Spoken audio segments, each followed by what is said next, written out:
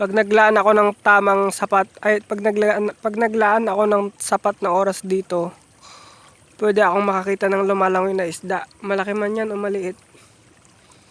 May makikita at makikita akong isda dito. So, ganoon din sa buhay. Hindi pwedeng nasa bahay ka lang tapos nag-isip ka na may opportunity dyan. No? Kailangan mong lumabas sa lugar na malakas ang agos or sa lugar na malakas ang agos ng pera. Kasi doon mo makikita yung talagang opportunity na para sa'yo.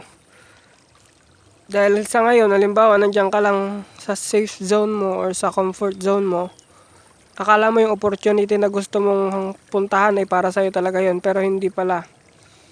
Nare-realize mo lang na hindi mo pala talaga gusto yon kapag ginagawa mo na, kasi makikita mo yung mga behind doon sa bagay na gusto mong gawin na hindi mo pala gusto. May mga naka-attach sa mga gusto nating gawin na hindi talaga natin gusto. Halimbawa, gusto mo palang mag-business ka mo nung nandun ka lang sa safe zone mo, nandun ka sa comfort zone mo, nasa bahay ka lang palagi, gusto mong mag-business. Pero na-realize mo na mahirap pala mag-business dahil anong mga nakapaloob sa business?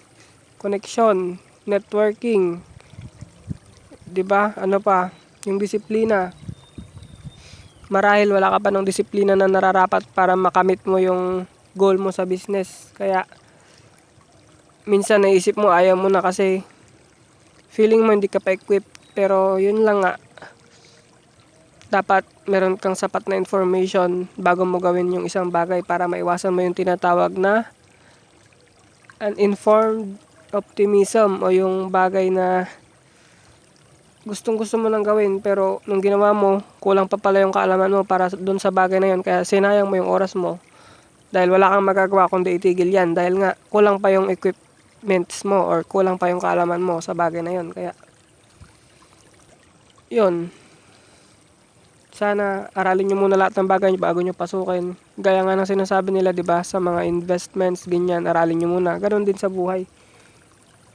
Kasi lahat ng ginagawa natin investments yan. Hindi lang yung sa stocks or kung ano man. Lahat ng bagay na ginagawa natin investment yan. Kaya yun, mabalik tayo dito, no. Sa ngayon wala pa rin ako nakikitang isda. Pero dati naranasan ko yun. Ang laki talaga ng isda na nakita ko dito. Mababaw lang to, pero nanggagaling kasi siya sa irigasyon, kaya hindi malayo na mayroong isdang maligaw dito. So ganon, dapat alam mo kung saan umaagos yung opportunity, dapat alam mo kung saan ka maghihintay. Kumbaga sa sakayan ng jeep, dapat alam mo yung tamang sakayan ng jeep. At syempre yung jeep na sasakyan mo dapat maayos din yun, di ba?